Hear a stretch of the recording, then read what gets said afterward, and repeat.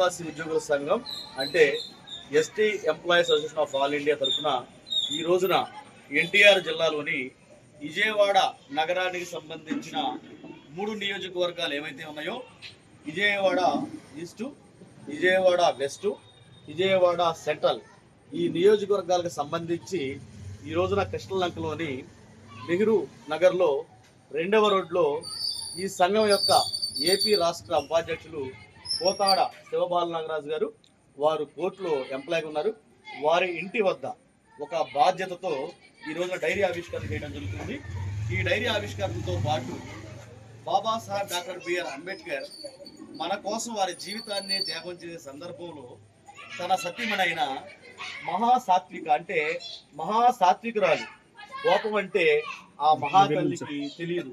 ఎన్ని కష్టాలు నష్టాలు ఎదురైనా చివరికి తన 2వ బిడ్డ అంటే 5 బిడ్డల్లో 4 బిడ్డల్ని అనారోగ్య కారణంగా ఆర్థిక పరిస్థితులు బాగోక కోల్పోయిన సందర్భంలో 2వ బిడ్డ గంగాధర్ని కోల్పోయినప్పుడు అంటే ఆ బిడ్డ చనిపోయినప్పుడు అప్పటికే బాబాసాహెబ్ డాక్టర్ బిఆర్ అంబేద్కర్ గారు ఉన్నత చదువులు చదువుకుని ఆ రోజుల్లోనే నెలకి కోట్లాది రూపాయలు సంపాదించే అవకాశం ఉన్నప్పటికి కూడా ఈ భారతదేశంలో కోట్లాది మంది అణగదొక్కబడిన ప్రజలు ఎవరైతే ఉన్నారో ఆ ప్రజలకి కనీసం మానవ హక్కులు లేవు, చదువుకునే అవకాశం లేదు, జీవించే అవకాశం లేదు. కాబట్టి వీరికి ఈ హక్కుల్ని సాధించి పెట్టాలంటే ఆ ప్రజల్ని చైతన్యంతో చేసుకుంటూ ప్రభుత్వాలతో పోరాడి ఉద్యమాలు చేసి వారికి హక్కుల్ని సాధించి పెట్టాలి అన్న క్రమంలో పేదరికంలోకి వెళ్ళిపోయిన సందర్భంలో సమయానికి ఇంటి దగ్గర వారు లేకపోవడము, బిడ్డలకి వైద్యం చేయించలేని పరిస్థితుల్లో తనకి ఉన్న 5 బిడ్డల్లో 4 మగపిల్లలు, 1 ఆడబిడ్డ అయితే ఆడబిడ్డ పేరు హిందూ, మిగతా 4 మగపిల్లల్లో ఒక యశ్వంత్ మినహాయించి మిగతా 3 కూడా చనిపోయిన సందర్భంలో 2వ బిడ్డ చనిపోయినప్పుడు పరిస్థితులు ఎలా ఉన్నాయంటే ఆ బిడ్డ పార్థివ దేహం పైన ఒక కొత్త గుడ్డ కప్పడానికి కూడా డబ్బులు లేని సందర్భంలో ఆ పార్థివ దేహాన్ని, ఆ 10 ఏళ్ల పసిబిడ్డ పార్థివ దేహాన్ని అంటే శవాన్ని అలా పడుకోబెట్టి ఆ శవం మీద కొత్త గుడ్డ కప్పడానికి ప్రయత్నం చేసే సందర్భంలో అంబేద్కర్ వారి వైపు ఆ మహాతల్లి రమాబాయి చూపి ఇలా డబ్బులుంటే కొత్త గుడ్డ తీసుకొచ్చి కప్పుతామని చెప్పేసి అంతమంది ఉన్నప్పుడు ఆవిడ సైకిల్ చేసి అడిగితే ఆయన కోట్లు 2 జేబుల్లో కూడా ఇలా 2 చేతులు పెట్టి ఏమీ లేవని చెప్పడం జరిగింది. ఆ పరిస్థితి కనుక ఏరే కుటుంబంలో ఉంటే ఎలా ఉంటుందో చూసుకోండి. కానీ ఆ మహాసాత్విక అవన్నీ ఆలోచించకుండా, ఆయన్ని చివాట్లు పెట్టకుండా, విమర్శించకుండా వెంటనే తన పమిడి చెంగిని చింపి ఆ చీర కూడా కన్నాల చీరే అయినా కూడా ఉన్న దాంట్లో ఆ పమిడి చెంగు చింపి ఆవిడ ఆ పార్థివ దేహం మీద వేసింది. అంటే చూడండి, ఈ రోజున అంటే భారత రాజ్యాంగం మనకి ఇది వినాలి, చూడండి భారత రాజ్యాంగం ఇది వినాలి, అందరూ కూడా దయచేసి వినాలి, తర్వాత మనకోవచ్చు. భారత రాజ్యాంగం అమల్లోకి రాకముందు ఈ భారతదేశంలో ఉన్న ఎస్సీ, ఎస్టీ, బీసీ, మైనార్టీ ప్రజల యొక్క స్థితిగతులు ఏమున్నాయంటే రోడ్డు మీద నడవడానికి అవకాశం లేదు, చదువు కూడా అవకాశం లేదు, తినడానికి తిండి లేదు, ఉపాధి లేదు. ఆ రోజు నాటికి 100 మందిలో 1-2 కూడా చదువుకునే పరిస్థితులు ఉన్నాయి.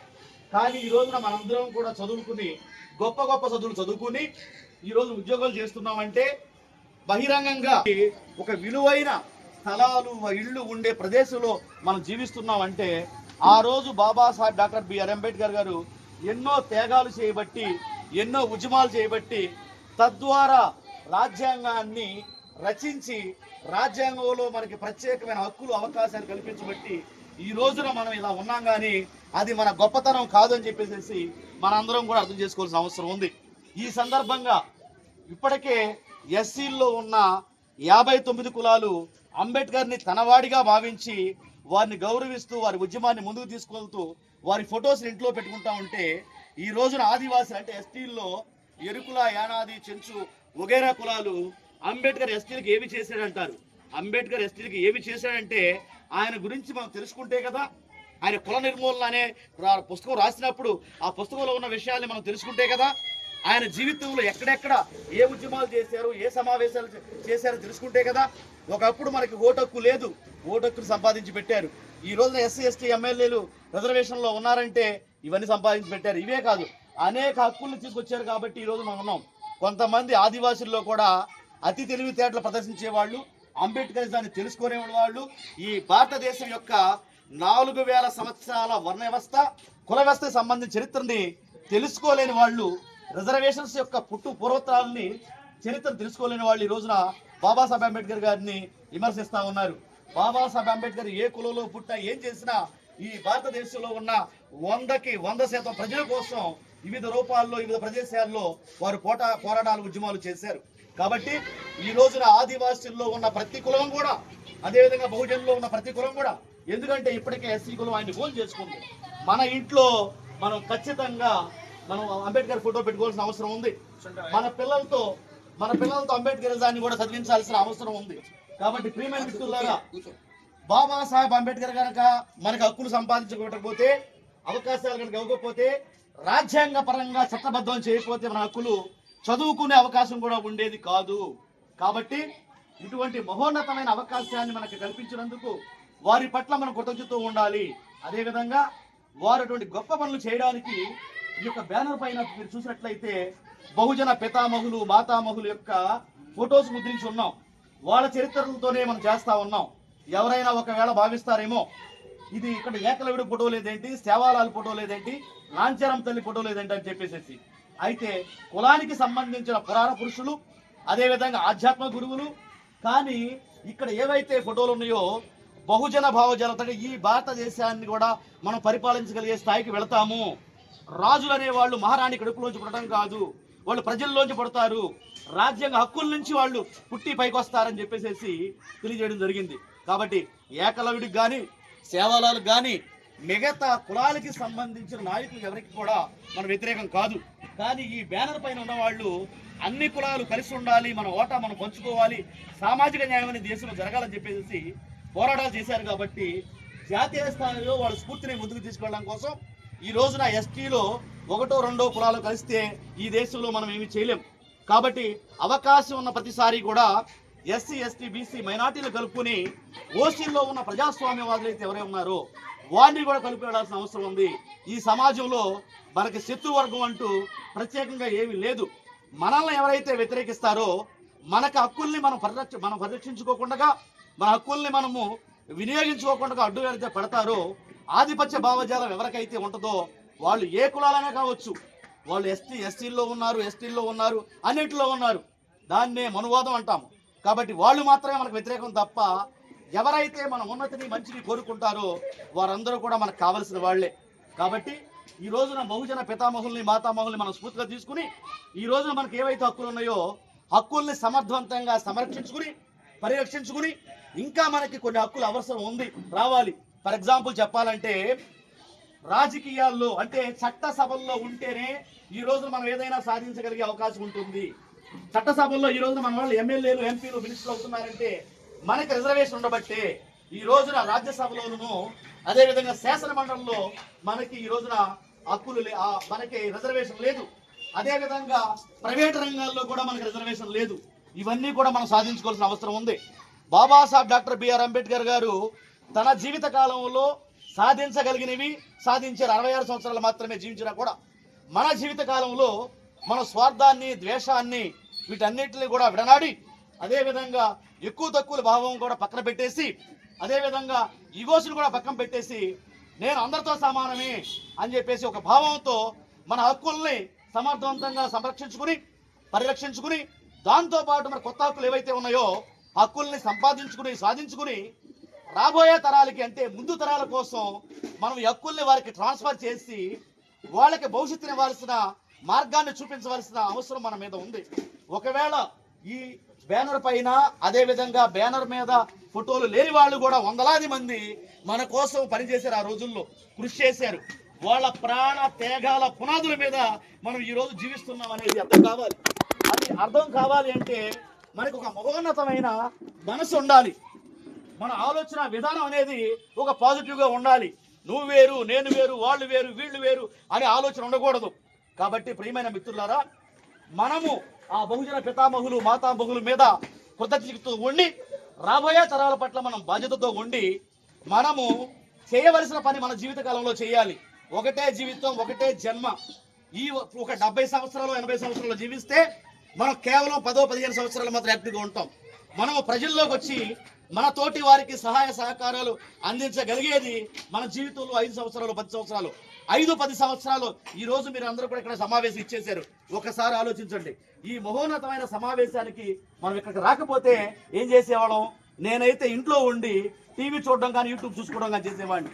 కానీ ఈ రోజున మహోన్నతమైన ఆశయాల కోసం ఈ రోజు ఇక్కడ రావడం జరిగింది. మీరందరూ కూడా అదే విధంగా మహోన్నత ఆశయాల కోసం ఇచ్చేశారు కాబట్టి మీ అందరికీ ధన్యవాదాలు తెలుపుకుంటూ ఈ రోజున డైరీ ఆవిష్కరణ చేస్తా ఉన్నాం. మనం అదే విధంగా రమాబాయి అంబేద్కర్ జయంతి ఉత్సవాలు ఈ రోజున 128 జయంతి ఉత్సవాలు. ఈ సందర్భంగా అమ్మ మాత మహాసాత్విక రమాబాయి అంబేద్కర్ గారికి ఈ సందర్భంగా ధన్యవాదాలు అర్పిస్తూ, దయచేసి ఈ రోజున ఎవరైతే మనం ఉద్యోగాల్లో ఉన్నామో ఈ ఉద్యోగుల్లోకి రావడానికి కారణమైన వారి ఫోటోల్ని మనం ఇంట్లో పెట్టుకుని, అదేవిధంగా మనకి ఏ సమస్య ఉన్నా కూడా సంఘం ద్వారా ఓపికతో పట్టుదలతో ఓర్పుతో నేర్పుతో సాధించుకోవాలని చెప్పేసి ఈ సందర్భంగా మీ అందరికీ తెలియజేస్తూ, ఈ డైరీలో మనం ఏం చేయబోతున్నాము ఏం చేసాము అనే విషయాలు ఈ డైరీలో ఉన్నాయి. కాబట్టి దయచేసి ఈ డైరీని తీసుకెళ్ళి అటక మీద పెట్టేసేసి కాము వదిలేయకుండా కనీసం ఒక అరగంట సేపు ఈ డైరీని మీరు పరిశీలించవలసి కోరుతా ఉన్నా. మనకంటూ ఒక భావజాలం కావాలి, ఒక ఆలోచన కావాలి. మనము ఆదివాసీలకు అన్ని రంగాల్లో కూడా ఉన్నత స్థాయిలో ఉండవలసిన అవసరం ఉంది. ఆ మహనీయులు మహాత్మా పూలే, డాక్టర్ బిఆర్ అంబేద్కర్ తదితరులు ఎవరైతే ఉన్నారో వాళ్ళ యొక్క కృషితో ఈ రోజు మనం ఇక్కడ ఉన్నాం కాబట్టి వాళ్ళ గురించి తెలుసుకోవాల్సిన అవసరం ఉంది. కాబట్టి ఖచ్చితంగా వారి యొక్క విశేషాలన్నింటి కూడా దీంట్లో పొందుపరచడం జరిగింది. లక్ష్యాలు, నినాదాలు, పని విధానం, నాయకుల ఫోటోలు, మనకి సంబంధించిన జీవోలు, అనేక విషయాల్ని లక్షలాది రూపాయలు ఖర్చు పెట్టి ఈ డైరీలో పొందుపరచడం జరిగింది. మీరందరూ కూడా పరిశీలిస్తారని, అదేవిధంగా రాబోయే సమావేశాలకి మీరు ఎక్కువ మందిని మీటింగ్లు తీసుకోవడం మీ ప్రయత్నం చేయాలని ప్రతి ఒక్క నాయకుడు కూడా కనీసం వాళ్ళ ఇంటి దగ్గర ఒక్కొక్క మీటింగు ఈ రోజున ఏర్పాటు చేయాలని చెప్పేసి కోరుకుంటూ, ఈ రోజున వచ్చిన హక్కులకు సంబంధించి విద్యతోనో ఉద్యోగాలతోనో మనము పరిమితం కాకుండా ఆర్థిక రంగంలో, రాజకీయ రంగంలో, సాంస్కృతిక రంగంలో, వైజ్ఞానిక రంగంలో, ప్రతి రంగంలో కూడా మనం రాబోయే రోజుల్లో మొదటి స్థానంలో ఉండాలని చెప్పేసి ఆ మహనీయులు కోరుకున్నారు, ఆశించారు, ఆకాంక్షించారు. కాబట్టి రాబోయే తరాల్లో మన పిల్లలు వ్యాపారంలో, వాణిజ్యంలో, రాజకీయాల్లో పెద్ద స్థాయిలో ఉండాలని, ఈ దేశాన్ని పరిపాలించగలిగే స్థాయికి వెళ్ళాలని, ఈ రాష్ట్రాలను పరిపాలించే స్థాయికి వెళ్ళాలని ఆశిస్తూ మేము ఒక మహాయజ్ఞం చేస్తా ఉన్నాం. ఇక్కడ మాకు ఎటువంటి వివక్ష కానీ, ఎటువంటి ద్వేషం కానీ, అసూయ కానీ ఏమీ లేదు. బాబాసాహెబ్ అదేవిధంగా అనేక మంది బహుజన పితామహులు మాతామహులు ఆశించిన విధంగా రాజ్యాధికారం కోసం మన భాగస్వాములు కావాలన్నారు. కాబట్టి ఆ రాజ్యాధికారం కావాలంటే మనం ఎమ్మెల్యేలు, ఎంపీలు, మినిస్టర్లు అవ్వాలి. చట్టసభల్లోనే మన జీవితం అనేది నిర్మాణం చేయబడతా ఉంటుంది. కాబట్టి చాలామంది ఈ రోజున భావిస్తూ ఉంటారు, ఏమని ఒక సంఘం పెట్టి మాట్లాడుతూ ఉంటే వీడు ఎమ్మెల్యే అయిపోవాలంట, ఎంపీ అయిపోవాలంటూ ఉంటారు.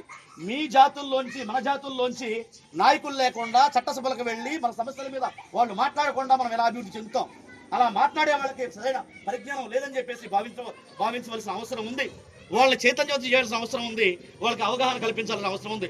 ప్రియమైన సోదరిమణులారా, మిత్రులారా, స్నేహితులారా, నాయకులారా, ఉద్యోగులారా, మేము చెప్పిన విషయాలన్నింటినీ కూడా మీరు చాలా జాగ్రత్తగా గమనిస్తారని, మీ జీవిత కాలంలో 2 సంవత్సరాల్లో 3 సంవత్సరాల్లో కనీసం ఒక పదవిని తీసుకుని ఈ సంఘం ద్వారా మీరు మీ ఇంటి దగ్గర సంవత్సరానికి ఒక మీటింగ్ అన్న ఏర్పాటు చేస్తారని చెప్పేసి, మీ హక్కుల్ని మీరు పరీక్షించుకుంటారని, మీ ఉనికిని మీరు చాటుకుంటారని, మీ ఆత్మగౌరవాన్ని, ఆత్మభావాన్ని నిలబెట్టుకుంటారని, రాబోయే తరాలకు మీరు స్ఫూర్తిగా మార్గదర్శకంగా ఉంటారని చెప్పేసి మీ అందరినీ కోరుకుంటూ, ఈ మహోన్నతమైన అవకాశాన్ని ఏర్పాటు చేసిన కోతాడ శివబాల నాగరాజు గారు, మన ST employees association of all India అంటే అఖిల భారత ఆదివాసీ ఉద్యోగుల సంఘం తరఫున శివనాగరాజు గారు, కోతాడ శివబాల నాగరాజు గారి యొక్క ఫ్యామిలీకి, మేడం వెంకటేశ్వరమ్మ గారికి, అదేవిధంగా వాళ్ళ బాబు తేజాకి, అందరికి కూడా మీ అందరి కర్తాళంతో హృదయపూర్వకమైన అభినందనలు తెలియజేసుకుంటా ఉన్నాం.